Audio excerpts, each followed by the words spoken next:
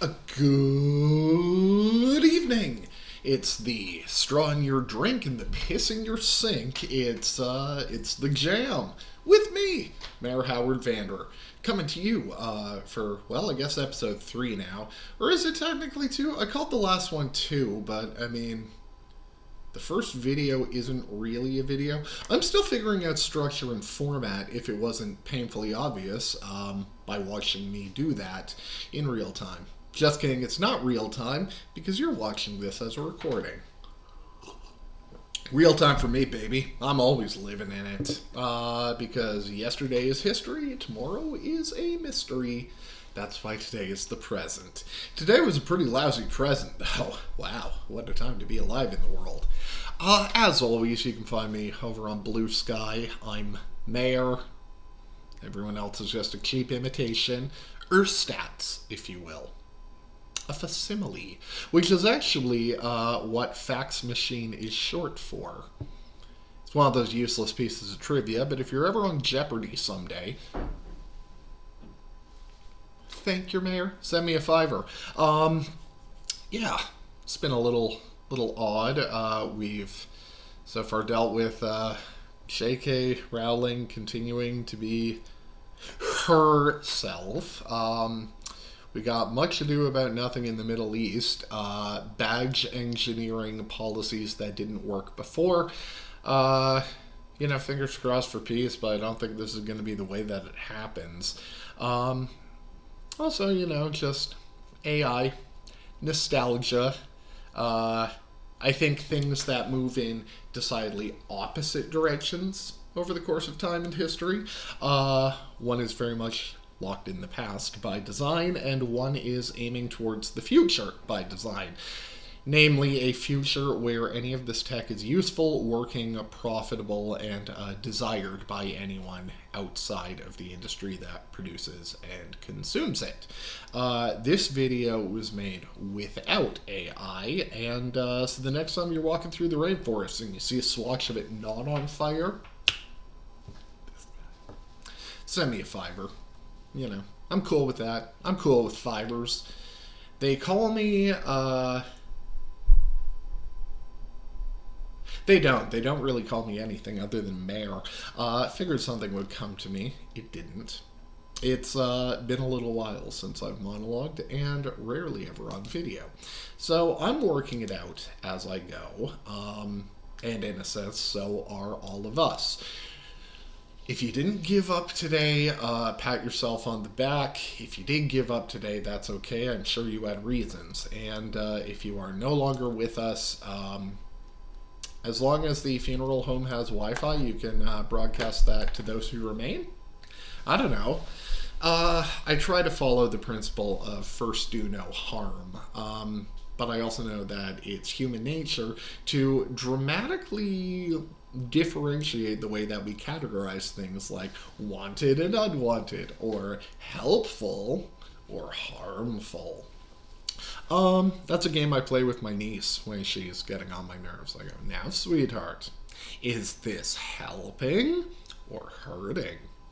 I know it's pedantic, literally pedantic. I know it is condescending as hell, and I laugh uproariously every time. Thankfully, so does she. I make for a pretty cool uncle. But yeah, nostalgia. I guess we're now doing another one of those where before it was like, remember that JVC TV that you could never get the picture quite right on? Remember when you had a console that played cartridges and you had somebody else buying things for you and making your food, and all you had to do was go to school and pretend you were paying attention? Those were good days. Now, granted, childhood is not the same for everyone, but also, I mean, Woody Allen had a whole movie about it, the idea of the golden age fallacy, that there was ever a time where things were perfect, and if only they had stayed that way forever. Well, I got news for you. Nothing does, and that's okay. I remember seeing Spike Jonze's adaptation of Where the Wild Things Are, and it greatly upset me. Not because he made it sad, or because it pulled at my heartstrings. No, like, it made me just upset. Because it struck me as something that fundamentally misunderstood the text it's adapting. Because I've always seen Sendak's book, Where the Wild Things Are, very much about the joy, the sense of freedom and discovery, the whimsy of childhood itself. And also with it, kind of an acceptance that, well, at the end of the game, or at the end of the night, at the end of the adventure, we pack up our things, we go to bed, we start the day anew. So it manages to both be celebratory of that time in one's life, if you're reasonably privileged, like I am, and realistically, like most people with a YouTube account do. But it also passes. It passes in the course of the day that it's having. It passes with changes in life circumstances, and it passes with aging. And there's something to be said about reconnecting with childhood joys that can be joyful, fulfilling, rewarding. But I think it's also important and may indeed require having very narrow contours surrounding that. Like, hey, I found a place in my neighborhood that has a pinball table that I used to play with my dead uncle when I was 11, all summer long. And it's like, okay, play a couple of rounds and remember the fallen. Thanks, Unc. I know how to not tilt from you. The trick is you just don't do anything. If you look at the table, you can't tilt. That's the inverse of you miss 100% of the shots you don't take. Technically, you don't miss them. You just don't take them. You know, it's not like when they're scoring a basketball or something. It's like, well, LeBron didn't hit any threes, but he didn't try any either. So we'll assume that he would have shot, oh, I don't know, 67. Doesn't work that way, and neither does life. And even if you don't want it to work certain ways, life has its own design. And no, that's not to get into intelligent design. Your beliefs are your beliefs. I'm not here to push mine on you. More, I think there are general patterns that we can identify that flow across faiths. Namely, that synthesizers are awesome, and that life has stages, and with every stage, new things unlock and other things end. You know, it's just the march of civilization, right? It's like once we found ways to make water pipes that don't contain lead, there's not really a reason to go back. And like, I think it's one thing to idealize a time in one's childhood, you know, that weekend sleepover, that snow day where you got to vid and yell at your mom to make you soup, you know. I don't know how other people did it. I don't think I've spent snow days like that. I don't even really like soup all that much. It's uncomfortable to eat it in front of other people. Like, today, I guess, I didn't watch the video no matter how many people kept retweeting it. And frankly, folks, if you're trying to say that something is dumb and others shouldn't watch it, you shouldn't be rebroadcasting it. Thankfully, you're not using the AI gen prompt all over again, so at least it's harm reduction. I guess it's also the human impulse of, oh my god, this spoiled rice smells so gross. Here, you smell it. That's normal too. A lot of things are pretty normal, no matter what we typify them as. But it does strike me as very abnormal today, because not only is that nostalgia for an earlier time in one's life, a nostalgia for the early 1990s, which I grew up in. And let me tell you, they weren't all wonderful days, both as a world and for me as a person. But also tying it specifically to Walmart, which itself is like one of those perfect manifestations of a uniquely kind of American neoliberal capitalism, sort of through the globalization era. It's like Walmart is kind of like Amazon and the current administration, where it's really just like all trends and tendencies writ large and carried to their zenith. So the idea being like, thank you, enormous retail corporation that did its level best to monopolize an industry. Because of you, I have happy memories. Like, I know a lot of people say Verhoeven would have rejected this for Robocop for being too on the nose, but like, sometimes, man, sometimes you can't deny, the idea that our memories are now effectively sponsored. One thing I always come back to, and I think about a lot, is Jean Baudrillard and how he talked about Disneyland essentially as an imaginary. It's a physical construction of the historical imaginary and the idea of Anytown, USA.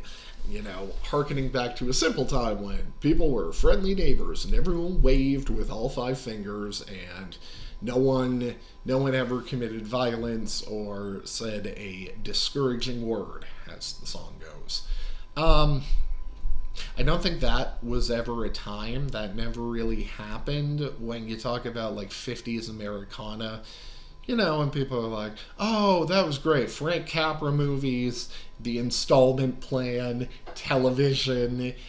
We never had it so good. And it's like, I think depending on your complexion, you might typify that decade pretty differently. Now, granted, I know these nostalgia videos are almost exclusively made by white people and exclusively made by white men. That's maybe why I take particular umbrage, because I'm like, you guys are making us look like chumps. I guess, back to Spike Jonze, I feel like his film kind of reflects that modern attitude, where it's not just childhood is a beloved time and the memories stay with us, and by remembering these things, we can recognize ways we can be imaginative now or maintain some kind of a linkage to that. The Proustian Madeline, the idea that memories are kind of crystallized. Who was it? I don't want it to be Deleuze, but it probably is. Talking about like time and memory as almost like a faceted crystal. Maybe it was Andre Bazin, adaptation theory. Regardless, that part doesn't matter. What does matter, though, is Jones, I think, looks at that and instead steers his focus to more, man, isn't it unfair that we have to grow up? Doesn't it suck that sometimes people are jerks and don't get along? Isn't it tragic that your childhood was ruined for you by external factors? Doesn't it suck that they took it away from you? Granted, I saw that film in theaters and never since, and I don't really care to. You don't necessarily need to be reminded of bad tastes left in your mouth. What I'm trying to get at, though, is I feel like this AI Walmart, Nostalgia Corp, we are your memories trademark. That's just very different from how I've lived my life. And so, on the one hand, I can understand that impulse. What I can't understand is that absolute commitment and almost tunnel vision myopia towards that impulse. And then, because it's never just, weren't things awesome then, but that logic implicitly says, and don't things stink kinda now? And the problem is it's almost never implicit. It becomes explicit. You post that anywhere and suddenly you go, well, in my day, we used to drink right from the thermometer. And it's like, well, that probably explains why you're posting things like this. I get in scary times that you don't want to let go. I'm not against escapism or hobbies or distracting yourself, but there's a fine line when you're harassing other people because it's like, James Bond is a Caucasian man in my heart, and that's what my God says, and I refuse any other alternative.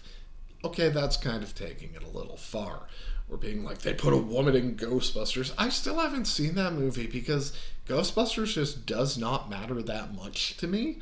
And I can't imagine being 39 years old, wanting to be able to look at myself in the mirror and say, You know what? Ghostbusters is a constituent and core part of my personality. And it's just, how can people be so unreflexive of themselves, especially when you're recording it? You're putting it out for an audience. Don't you watch your videos when you edit them? How do you think you come off looking well here? And yet I think that, and there are plenty of people who respond to that. And I think they're responding more to that universal sense of, we had it good and it's not now, and that's not fair. And you know what? They are right. It's not fair. It is not fair that a small segment of voters in a crucial county or so can more or less create massive shifts in electoral politics and policy. It is not fair that a natural disaster can happen and now hundreds of people are dead that didn't need to be. It's not fair that some people become ultra wealthy and most of us will never even be able to live comfortably. But that is a part of the world. And for us to be a part of the world as well, within it, we have to accept certain things. And you know, when I was 7 years old, my pick for the greatest movie ever made was clear cut number one, Felix the Cat the movie.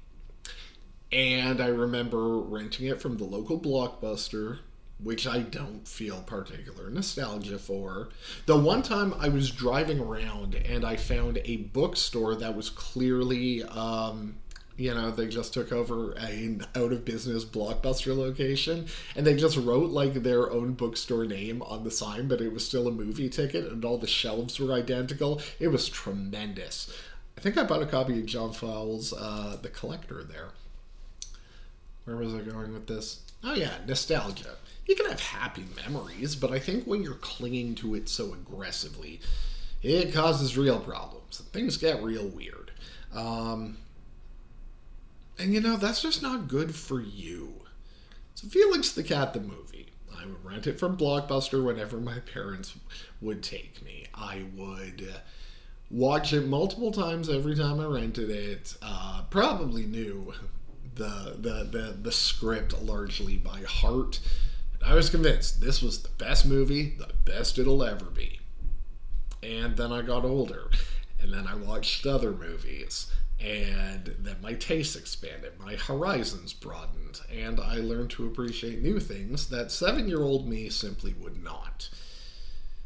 And even then, I definitely had Annie Hall is probably one of the 10 best American movies. There's a time where you think that, and then you grow, you consume, you learn more, you culture yourself, you refine your own taste, you understand your own taste, you think about what interests me and what are works that kind of appeal to that interest, or, shotgunning a bottle of wine and doing some Apple Bowl hits and then wandering blindly into a film you have no knowledge of. Just getting something profoundly unexpected and different. I can't imagine trading all of that for being my age now and insisting, no, man, animation peaked with Felix the Cat the movie. I tried to actually go back and find it. I did find a VHS rip, I think on archive.org. The coloration of the individual cells is so ugly it gave me a migraine in about 4 seconds, and it looks like their production budget was about $18. I still remember the Duke of Zill song, and I kind of hate myself for that. I guess really if I'm saying anything, it's that flowers do not stay the way that they are forever. They bloom, they grow, and they die over time. And through that process, they impart, they very well may discover their own sense of meaning. And sometimes the finitude of things, or the cyclical nature of things, is a large part of why they have value. The Promise Ring had that song where it's like, if it all came easy, it wouldn't be worth the time it took. And I think there is something true in that, It would be great if everyone could just do what they wanted all the time, but you get bored of that, When you're restricted, when time is a finite commodity, it encourages you to be purposeful with that. And everyone identifies a different sense of purpose for themselves, but just again, I'd rather be doing what I'm doing. In this case, drinking coffee and recording at my table at 8:05 p.m. I'd rather be doing this, trying new things, failing spectacularly at new things, whatever, than sitting across my living room on my couch watching Felix the Cat the movie and then screaming at anybody online who disagrees that it is the goat. First off, he's a cat. Master Cylinder. Now that was a wackadoo Commander-in-Chief. Am I right, folks? Now, I'm being facetious.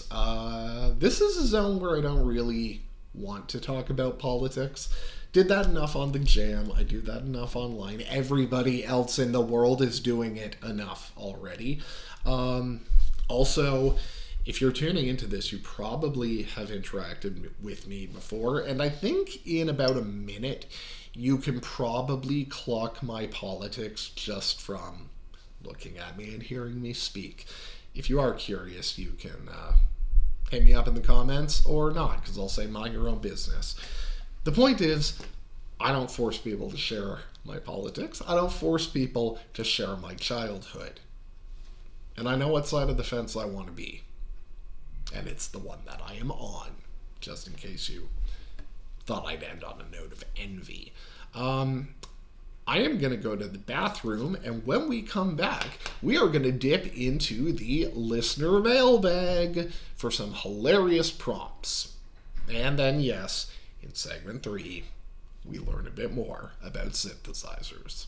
All right, we are back for segment 2. Now, I realized that I had a lot of prompts, and they were almost exclusively by best friend of the show and mega producer Medium Hollow. And I realized, in fairness, I should save them. I'm also tired because I work for a living, and I still owe you a little crash course in filters. Thankfully, I have a small debit receipt that I can use for paper. Now, last episode, we got to learn how the oscillator produces different waveforms, and when run through the output module, I'm holding off on the terminology for that, we learned how electricity can become audible pitched sound. Now, you may be saying, all right, we figured that out. What else is there to do? Now we start getting into sound shaping and sound design. And with that, we finally get to cover probably the form of synthesis most people are familiar with, certainly in my experience, which is not unlimited. I think it's probably the one people commonly encounter. It is known as subtractive synthesis, where out of a massive waveform covering all points between the audible spectrum and that, how do you figure out the specific tonalities, give it the character that you want, separating, say, a high treble lead from a low bass? Depending on what parts of that signal are coming through, it is a tonal element that can really affect both just the listenability of a piece, but also the affective and emotive registers that it taps into. And for that, subtractive synthesis. You take that whole massive waveform, and then you find different ways of attenuating it. Cutting out certain parts of the frequency, cutting out other frequencies, and basically giving you more of a granular ability to manipulate that output. Here, we turn to one of the most constituent elements of that process, subtractive synthesis, in that it cuts parts out of the signal, it subtracts them, and probably the heavy operator, or I guess the next logical step in signal architecture, would be the filter.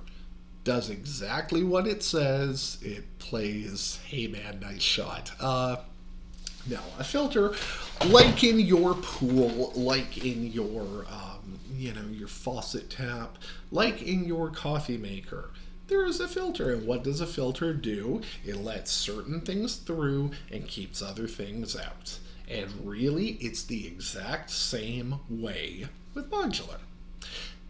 There is a filter. In this case, I have technically 4 of them, because I have the eudaimonia made by the good people at Dreadbox, which boasts a LP and an HP. And then I have this sweet Behringer 121, and this is a 6 input in total. It's a dual low-pass filter, though it does have some high-pass filtering there. What does all of this mean, Mr. Mayor? You are surely thinking. I know I think that sometimes. The idea being that there is not just one kind of filtration, the same way that not everybody uses the same kind of coffee filter. Different brands use different materials. They impart their own properties at times. And so in this case, yes, I have 2 filters, but they are different filters than one another. Before we dive into that, quick explainer. So, you will commonly encounter these 2. There are more than 2, but for our purposes, there's the LP, or LPF, low pass filter. And in this case, the horizontal line, there we go. The horizontal line marks a frequency threshold.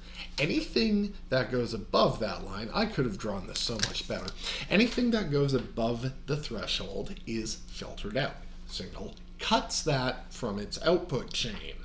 Anything below that line still proceeds to be audible. It is a low-pass filter because low signals pass. It's like limbo. If you can get below the bar, you're in. And if you tip over it, well, the game doesn't end. It's just no one can hear you. The other kind, you've probably figured out by now, is, let's see if I can draw this in a more sensible way. There, I think I did it. The other kind is a high-pass filter, where anything that passes below the set threshold is cut out of the signal. Low pass, high pass. They do what they say on the tin. Now there is also a band pass filter, which is kind of curious. It more or less defines a range, and anything outside of that range is then cut out. They are tricky to use, partly because I'm running all of my stuff through secondhand gear, a collection of old console adapters powering it, running through a Fender 65 Reverb that hisses like you wouldn't believe, and I've dropped down the stairs at least once. Filters. Shall we see how they work? The answer is yes. So here we have the Helena machine. Oh, and she's ready to go.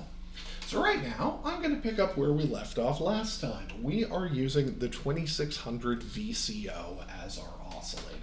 And right now, we have it set to a nice, fuzzy saw wave.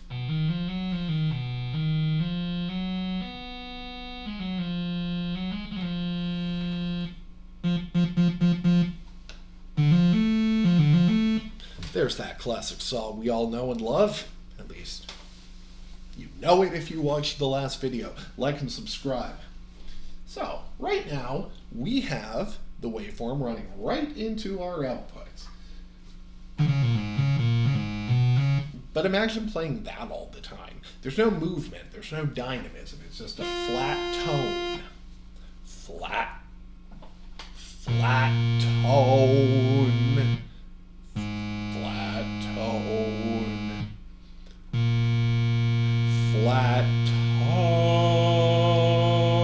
Not very interesting, is it?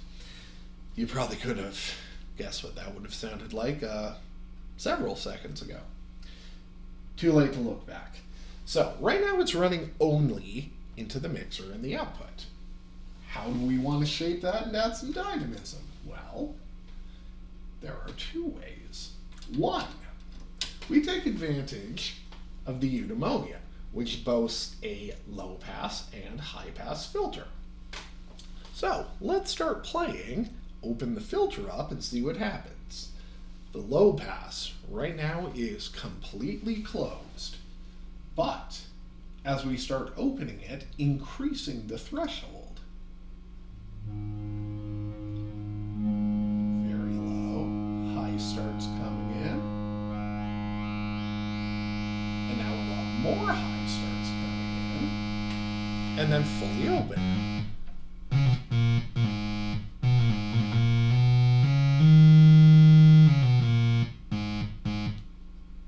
Nice. However, that leads us to the same problem.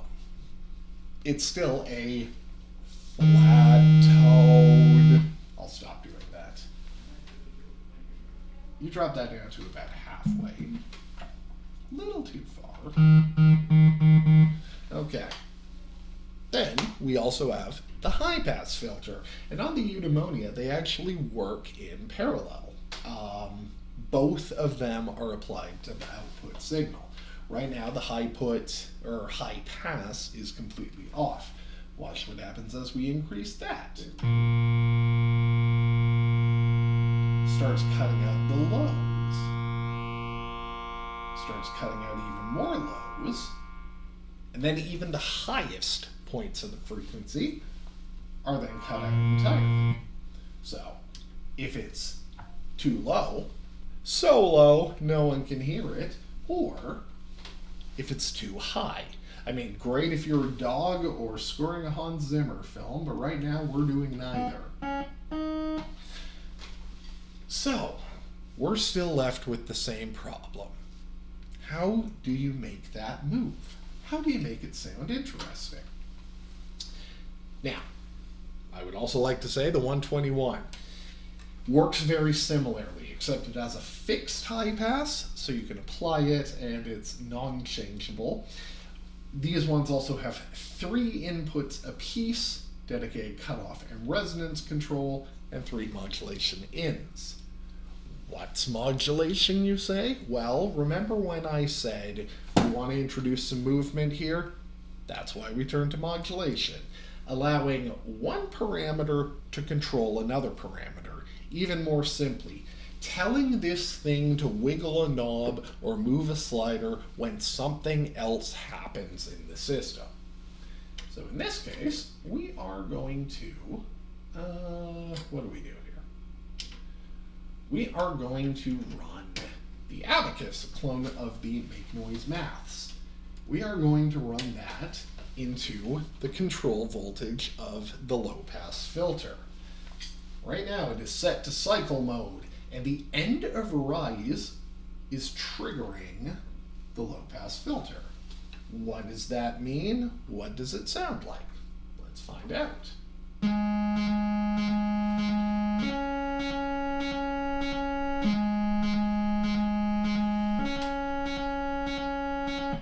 Every time this thing finishes a rise cycle, it's taking that voltage, sending that into a control input and an attenuator that's effectively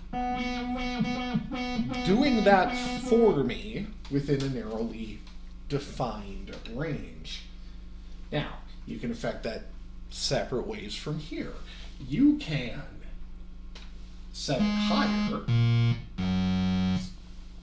which for some reason cuts it out of the modulation range.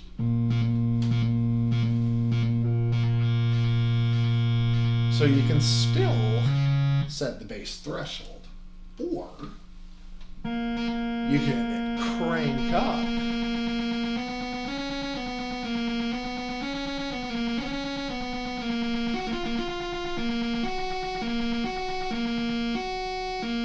until it's so fast that it's basically not affecting the signal at all.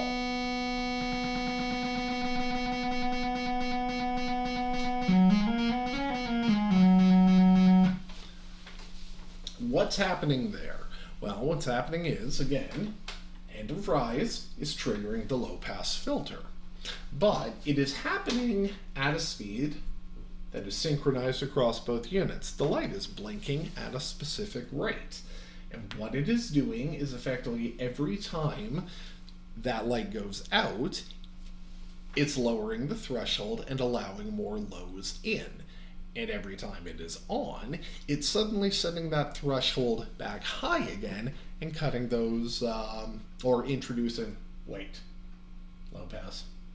Okay, whatever I say, you may want to reverse it at home. The point is, it's late and I am tired.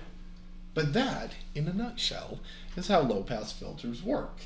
Everything you can see here, it's just additional controls and ways that you can create more complex modulation chains.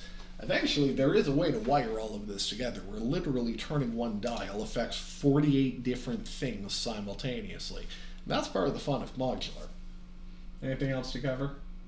Oh yes, why do I have two of them? I only have two oscillator voices. Well, it's because, like I said at the beginning, filters have different character. This one is based off a classic Moog-style ladder filter, which has particular warmth and resonance to it. And then this one is actually a rebuild of the classic Roland low-pass filter. Not all of them are created equal. Same way that some people crave authentic analog. Other people are fine with circuit rebuilds, and some people are fine with digital modeling. The whole point and the whole fun of modular, any flavor you like, it can be yours. And what you end up creating is something entirely unique. Whether it is a beautiful soundscape, some hardcore electro clash, or a cup of coffee and a chat on a webcam to stave off loneliness. Everybody's got their own way of coping, and so long as you keep going, you will find yours in time. Now, enough jibber jabber, let's hear a sit riff.